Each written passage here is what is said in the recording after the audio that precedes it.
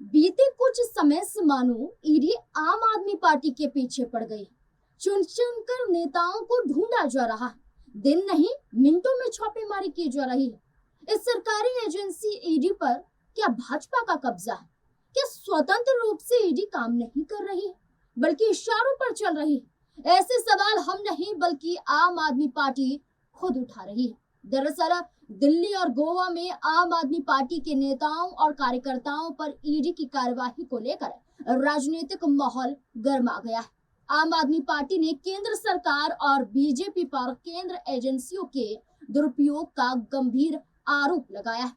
Party नेताओं का कहना है कि विपक्षी दलों को डराने और उनकी राजनीतिक गतिविधियों को रोकने के लिए ईडी, सीबीआई और अन्य एजेंसियों का इस्तेमाल किया जा रहा है।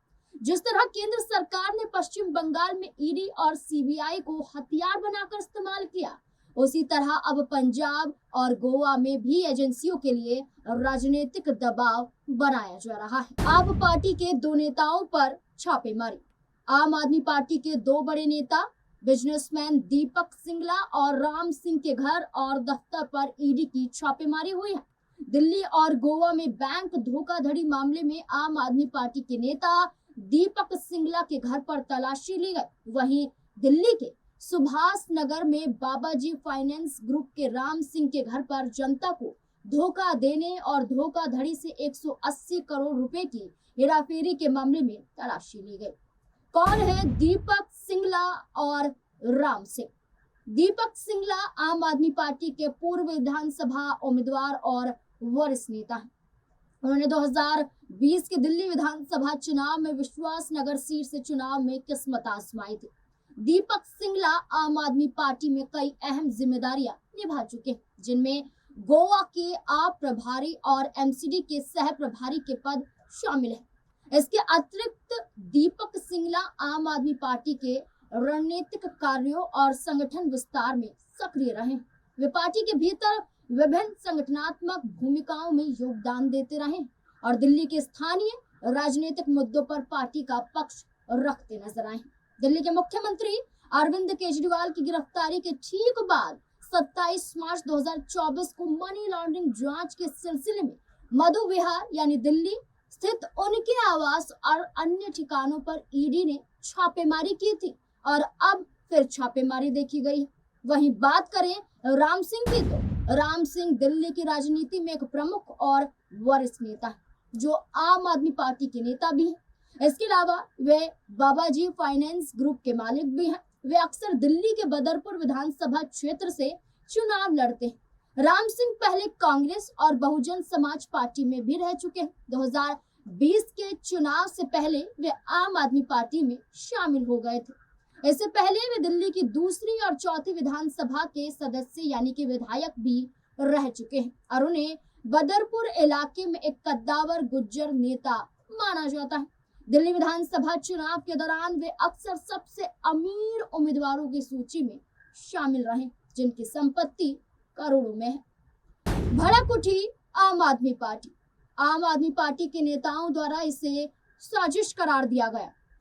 कहा जा रहा है कि भाजपा चुनाव को देख छापेमारी करवाती है। बंगाल, असम चुनाव में भी यही हुआ और अब पंजाब और गोवा के चुनाव से पहले भाजपा वही खेल खेल रही है। विपक्ष को हरा नहीं सकती है, इसलिए एजेंसियों को हथियार की तरह इस्तेमाल कर रही है। लेकिन हम अदालत से जरूर निर्दोष साबित होंगे। जैसे अरविंद केजरीवाल और मनीष सिसोदिया को अदालत ने कोई सबूत न मिलने पर निर्दोष पाया।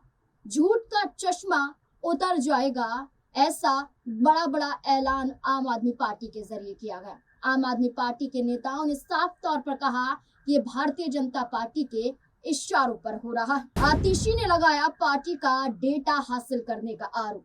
आतिशी ने कहा कि गोवा में आम आदमी पार्टी की लोकप्रियता लगातार बढ़ रही है और इसी वजह से बीजेपी ने अपने वफादार एजेंट ईडी को वहां भेजा है। उन्होंने बताया कि आम आदमी पार्टी के गोवा सह प्रभारी दीपक सिंगला के आवास समेत गोवा में कई पार्टी स्वयंसेवकों के घरों पर ईडी की छापेमारी चल रही। आतिशी का आरोप है कि ये कार्यवाही सिर्फ कार्यकर्ताओं को डराने के लिए। यहाँ पार्टी संगठनात्मक डेटा और रणनीति हासिल करने की भी कोशिश की जा रही है। भारतीय जनता पार्टी इस षड्यंत्र के तहत आम आदमी पार्टी के डेटा को हासिल करना चाहती है और गोवा में आम आदमी पार्टी के असर को कमजोर करना चाहती है। सिसोदिया ने लगाया एजेंसी के गलत इस्तेमाल का आरोप। आम आदमी पार्टी के वरिष्ठ नेता मनीष सिसोदिया ने भी केंद्र सरकार पर तीखा हमला बोला है। उन्होंने कहा है कि विपक्षी नेताओं को चुनाव जीतने से रोकने के लिए ईडी, सीबीआई और चुनाव आयोग जैसी संस्थाओं का इस्तेमाल भारतीय जनता पार्टी करती है। मनीष सिसोदिया ने यह भी कहा है कि इन एजेंसियों के सहारे राजनीतिक विरोधियों को परेशान किया जा सकता है, लेकिन देश की गिरती अर्थव्यवस्था और रुपए की कमजोर होती स्थिति को नहीं संभाला जा सकता है। सौरभ भारद्वाज ने ईडी के एक्शन पर बीजेपी को घेरा। इसके अलावा आम आदमी पार्टी के नेता सौरभ भारद्वाज ने भी सोशल मीडिया के माध्यम से ईडी की कार्यवाही पर सवाल उठाए। उन्होंने कहा कि गोवा के सह प्रभारी दीपक सिंगला के दिल्ली और गोवा स्थित कई ठिकानों पर ईडी ने छापेमारी की है। सौरभ भारद्वाज ने आरोप लगाया कि आम आदमी पार्टी के नेताओं को लगातार ईडी, सीबीआई और एससीबी जैसी एजेंसियों के जरिए निशाना बनाया जा रहा है। इस कार्रवाई को लेकर विपक्षी दल लगातार आरोप लगाते रहे हैं कि जांच एजेंसियों का इस्तेमाल राजनीतिक दबाव बनाने के लिए किया जा रहा है। बीजेपी का पलटवार, जहां आम आदमी पार्टी के जरिए ये कहा गया कि भारतीय जनता पार्टी की साजिश है, तो वहीं बीजेपी ने इन आरोपों को खारिज करते हुए कहा कि कानून अपना काम कर रहा है। पार्टी नेताओं का कहना है कि अगर कोई भ्रष्टाचार में शामिल है तो जांच एजेंसियां कार्यवाही करेंगी। बीजेपी ने आप सरकार पर कई घोटालों के आरोप भी फिर दोहराए। खैर, आने वाले दिनों में ईडी की आगे की कार्यवाही और अदालत की सुनवाई इस मामले को और बड़ा बना सकती है और सच सामने आ सकता है। लेकिन सवाल ये उठता है कि मध्य प्रदेश, राजस्थान हो, गुजरात हो, जहां भाजपा की सरकार है, वहां कहीं घोटाले नहीं नजर आते, साजिश नजर नहीं आती, धोखाधड़ी का मामला सामने नहीं आता है। लेकिन जहां भी विपक्ष, वहां रेड के जरिए आरोप लगाए जाते हैं। ये तो अदालत ही तय करेगा कि कौन सच्चा है, कौन झूठा। लेकिन सवाल है कि अरविंद केजरीवाल, मनीष सिसोदिया सहित आप नेताओं पर कथित शराब घोटाले का आरोप लगाया गया था, लेकिन जैसे ही चुनाव दिल्ली का खत्म होता है, दिल्ली में भाजपा की सरकार आती है, मामला शांत हो जाता है, आरोप सिद्ध नहीं हो पाते हैं, केस लगभग 2 साल तक चलता है। लेकिन ये कहा जाता है अदालत के जरिए कि एजेंसियां सही मायनों में सबूत दिखा ही नहीं पाए।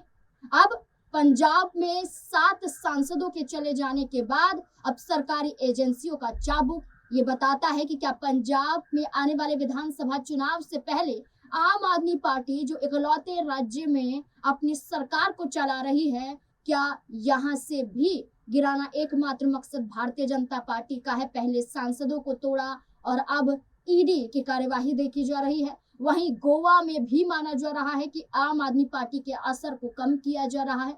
लेकिन अब ये देखना होगा कि आरोप लगाए जा रहे हैं, पलटवार किया जा रहा है, ईडी छापेमारी कर रही है और ये कहा जा रहा है कि सिर्फ चुनावों के जरिए हो रहा है। तो अब देखना होगा कि क्या असर पड़ पाता है पंजाब और गोवा पर। आपको क्या लगता है, क्या वाकई ऐसा है जो आम आदमी पार्टी कह रही है, या इसके पीछे कोई और बड़ी साजिश है? क्या है आपकी राय इस पूरे मुद्दे को लेकर? अपनी राय कमेंट सेक्शन में जरूर दें।